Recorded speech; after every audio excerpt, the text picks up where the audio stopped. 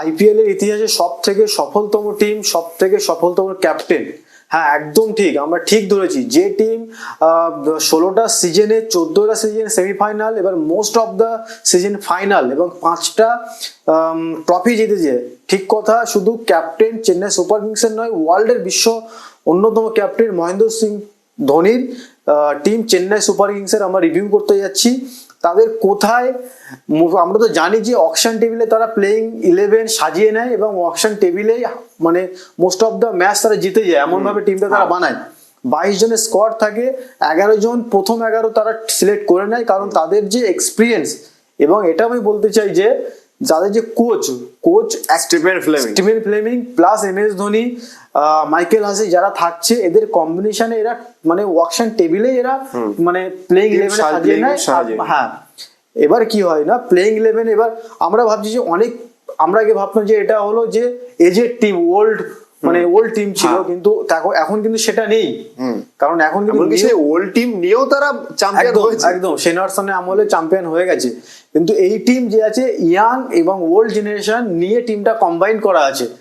যেখানে সব থেকে বড় ধাক্কা, এটা চেন্নাই সুপার কিংস আইপিএল এর যারা ভক্তরা তাদের মধ্যে সব থেকে আমরা ধাক্কা খেয়েছি ডেভন কনওয়ে, যে অরেঞ্জ ক্যাপে প্রথম 5টা ম্যাচ তো নাম থাকেই থাকে, আর খুব কনসিস্টেন্টলি রান করে, খুব কনসিস্টেন্ট একদম। অ্যাজ আ বিদেশি আমরা জানতাম না যে ডেভন কনওয়ে এত ভালো রান করতে, মানে কন্টিনিউয়াসলি রান করবে। যে একসময় টেস্ট খেলতো, যে ওয়ানডে মানে টি20 জন্য তো তাকে ভাবা হতো না। একদম, চেন্নাই সুপার কিংস দেখিয়েছে টি20 কিভাবে ডেভন কনওয়ে মানে প্রোগ্রেস করছে তারা।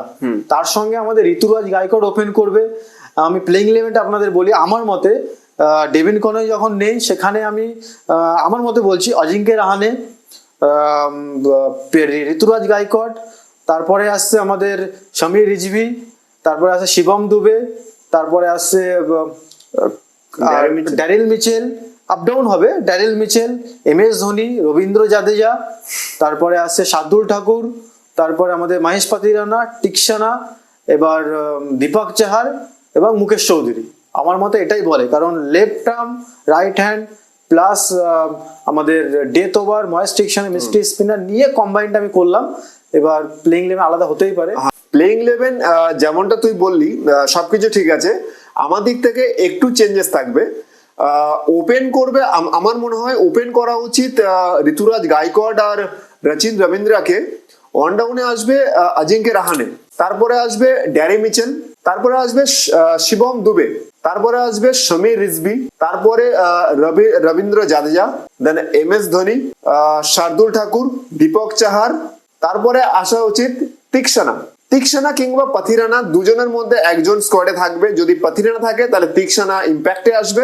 এটা যদি চেন্নাই ফাস্ট ব্যাটিং করে, যদি রান চেস করে, সেটার ক্ষেত্রে একটু চেঞ্জেস হবে। আমি এটা বলছি, যদি Chennai Super Kings first batting করে, তাহলে তিক্সানা আর পাথিরানার মধ্যে লাস্ট দুজনের মধ্যে একজন স্কোয়াডে থাকছে। যদি তিক্সানা সাপোজ থাকছে, তাহলে ড্যারি মিচেলকে বসা উচিত ইম্প্যাক্টে, আর সেখানে পাথিরানা আসা উচিত। তাহলে কি হচ্ছে, ফার্স্ট গুলো থাকছে পাথিরানা, শার্দুল ঠাকুর, দীপক চাহার আর Shivam Dube as allrounder. Spinner থাকছে তিক্সানা, রবীন্দ্র জাদেজা এন্ড রচিন রবীন্দ্রা। তো সেখানে যদি দেখা যায়, তাহলে 3টে স্পিনার, 3টে ফাস্ট বোলার, একটা মিডিয়াম পেসার, তাহলে 7খানা অপশন আসছে। আর সমীর রিজভি ও 1 ওভার বার করার ক্ষমতা রাখে, আমি ছেড়ে দিলাম, ওকে বল করার দরকারই নেই, কিন্তু সেখানে 7খানা অপশন থাকছে। এটাই আমার মনে হয় চেন্নাইয়ের পারফেক্ট 11 হতে পারে। একদম ঠিক কথা আছে, কিন্তু এখানে আমার কোথাও না কিছু মনে হয় যেটা, যে যেখানে Deepak Chahar as a death over কিন্তু করতে পারবে না, আমার যতটা মনে হয়। দীপক চাহার ডেথ ওভার করে, হ্যাঁ অবশ্যই করে, ভালো করে না, ভালো করে। আমরা কিন্তু দীপক চাহারকে ডেথ ওভার খুব কম দেখেছি, কারণ প্রথম 4 ওভারের মধ্যে 3 ওভার ওই করে নেয়, প্রথম 6 ওভারের মধ্যে 2 ওভার 3 ওভার ওই করবে। মহেশ পাতিরানা কিন্তু 15, 17, 19 বা এরকম 13, 15, 17, 19 এই ওভারগুলো করে প্রায় বলতে গেলে। এবার আমার মতে মনে হয়, যেহেতু রবীন্দ্র জাদেজা আর আমাদের রচিন রবীন্দ্রা একই ডাইমেনশনাল প্লেয়ার হয়ে যাচ্ছে, যেখানে লেফট আর্ম অর্থোডক্স প্লাস, না আমি বলছি লেফট আর্ম অর্থোডক্স যেমন আসছে, আমার কথা মনে হয় যে মঈন আলীকেও যদি ওরা ট্রাই করে, খারাপ কিছু কিন্তু হবে না।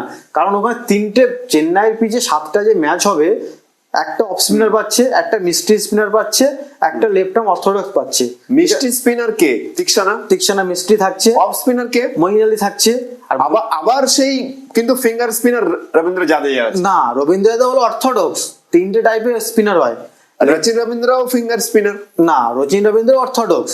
যখন আইপিএল এ কি হয়, ছোট বাউন্ডারিতে যখনই খেলবে তখনই কি হবে না, যদি লেফট আর্মের বিরুদ্ধে দুটো লেফট আর্ম পড়ে যায়, আর মিস্ট্রি স্পিনারও কিন্তু বেশি লেগ স্পিনেই আসে, অফ স্পিনার কিন্তু ওদের হয় না। না। এবার কি হয়, যে টিমে লেফট আর্ম বেশি থাকছে সেই টিমে যদি মঈন আলীকে খেলানো যায়, একটা সব থেকে বড় বেনিফিট থাকে। হ্যাঁ, ওটা ডিপেন্ড করবে যে অপোনেন্ট টিমের স্কোয়াড কি আছে, একদম কোন পিচে খেলা হচ্ছে, সেটার উপরে অনেকটা ডিপেন্ড মঈন করবে। আলী কিন্তু আমরা একেবারে বাইরে রাখতে পারি না, অনেক মঈন বড় আলী player। হ্যাঁ অনেক বড় একদম। মাপের প্লেয়ার, অনেক বড় মাপের প্লেয়ার, কিন্তু আই থিঙ্ক রচিন রবীন্দ্র যে হিসাবে লাস্ট টি20 গেম তার দেখেছি, তো সেদিক থেকে যদি দেখা যায় রচিন রবীন্দ্র ওপেন করলে আমার মনে হয় টিম অনেকটা স্ট্রং হবে, right hand left hand combination থাকবে।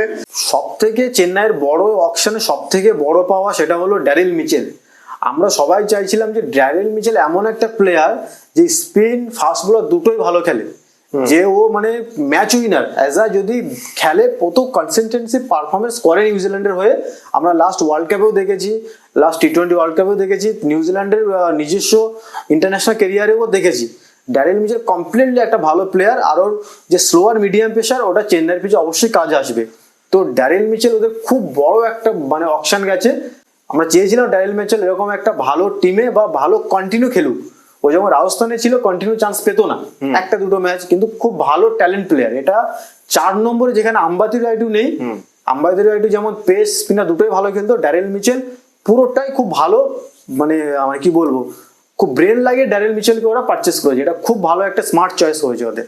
কিন্তু ব্যাপারটা হলো যে দারুণ টিম সাজিয়েছে, আর আইপিএল তারাই জেতে যাদের ইন্ডিয়ান প্লেয়ার স্ট্রং থাকে। একদম, যেখানে শিবম দুবে, অজিঙ্ক্য রাহানে, ঋতুরাজ গায়িকা, রবীন্দ্র জাদেজা যে ফাইনাল জিতে দিয়েছে, প্লাস MS ধোনি, প্লাস যে ইয়াং জেনারেশন সমীর রিজভি আসছে, অবশ্যই তারা ভালো খেলবে।